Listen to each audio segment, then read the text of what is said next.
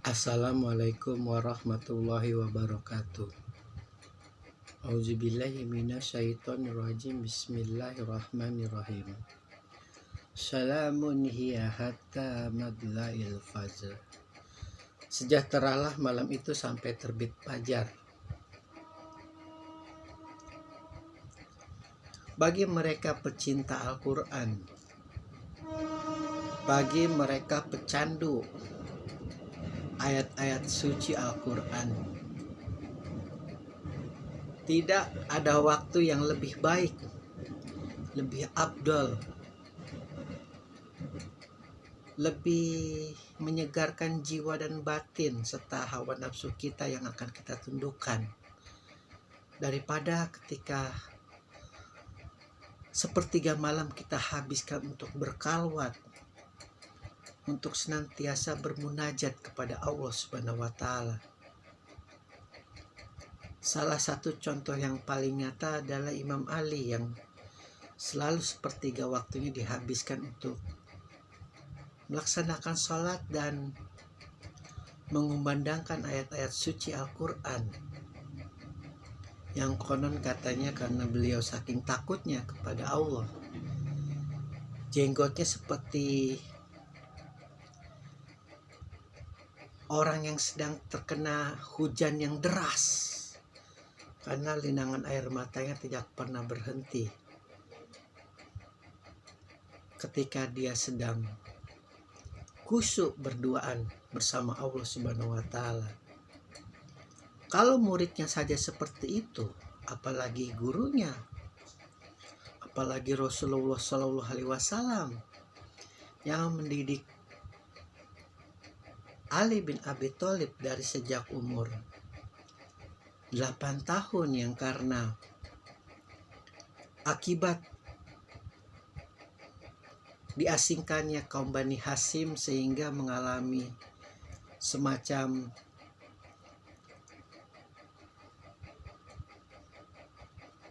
kegoncangan ekonomi, sehingga beberapa saudara-saudara dari keluarga Rasulullah Shallallahu Alaihi Wasallam mau tidak mau harus menyerahkan beberapa anaknya kepada pamilinya untuk dirawat. Dan alhamdulillah Ali mendapat perawatan, perlindungan dari Rasulullah Shallallahu Alaihi Wasallam dan Khadijah pada saat itu. Sama seperti halnya Rasulullah, Ali tidak pernah menyembah berhala. Jadi satu-satunya kalau memang patokan kita Islam itu tidak ada pada saat itu. Sementara sebagian ulama meyakini Islam itu ada dari sejak zaman Nabi Adam hingga Rasulullah. Tauhid, hanya percaya kepada Allah, kepada para nabi. Pun kalau ada yang sebagian tidak percaya, berarti Islam tidak ada. Sampai Rasulullah Shallallahu Alaihi Wasallam mentasbihkan dirinya sebagai nabi terakhir yang membawa Islam, berarti Islam yang paling pertama adalah Ali bin Abi Thalib pada saat usia beliau umur 8 tahun. Dan Khadijah sebagai istrinya yang senantiasa menjaga, merawat, membina hubungan keluarga baik, hubungan antar manusia maupun dengan Allah Subhanahu wa Ta'ala, melindungi Rasulullah Shallallahu Alaihi Wasallam sampai habis hartanya untuk perjuangan Rasulullah Shallallahu Alaihi Wasallam. Bagi mereka yang tidak memiliki kepentingan dunia,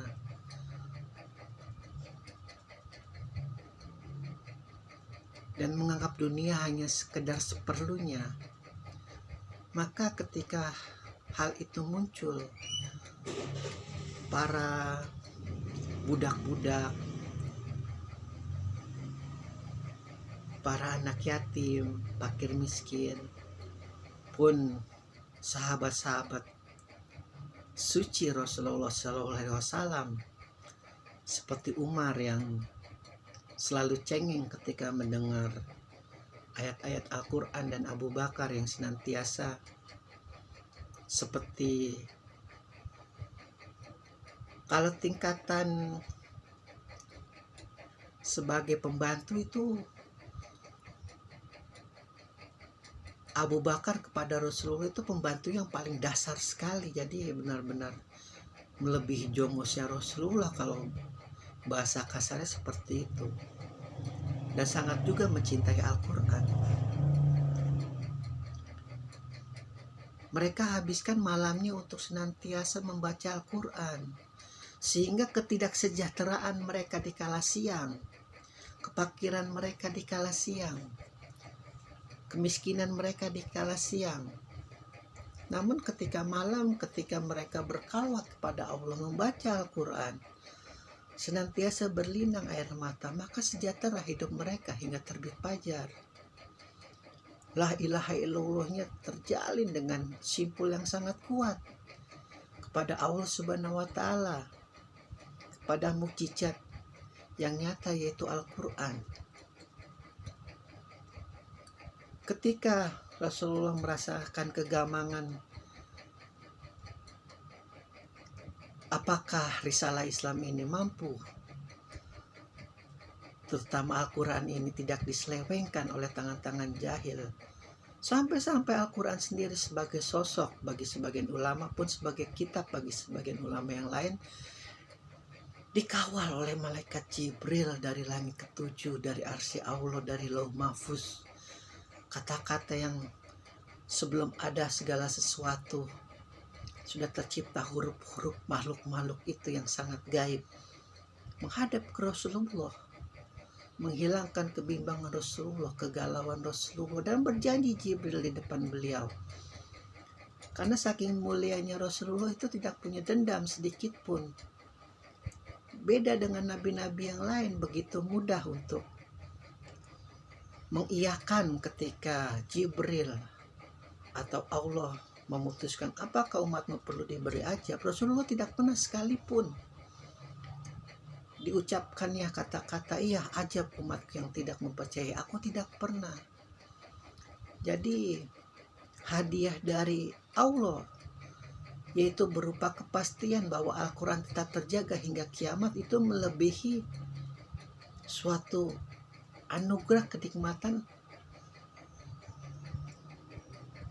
privilege yang sangat luar biasa di hadapan Rasulullah, sehingga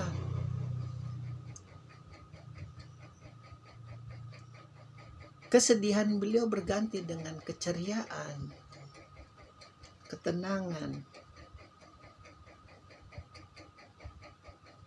yang menyebabkan kegalauan beliau ya ketika, karena ini berhubungan dari ayat, dari surat-surat, begitu ayat membimbing, ada semacam ketakutan apakah nanti setelah Ali tidak ada, setelah Abu Bakar tidak ada, setelah Umar tidak ada, dan sahabat-sahabat yang begitu fasih membaca Al-Quran tidak ada, apakah mampu mereka menjadi seperti rabi-rabi Yahudi, pendeta-pendeta Nasrani yang begitu mengabdikan dirinya untuk risalah Injil, risalah Taurat.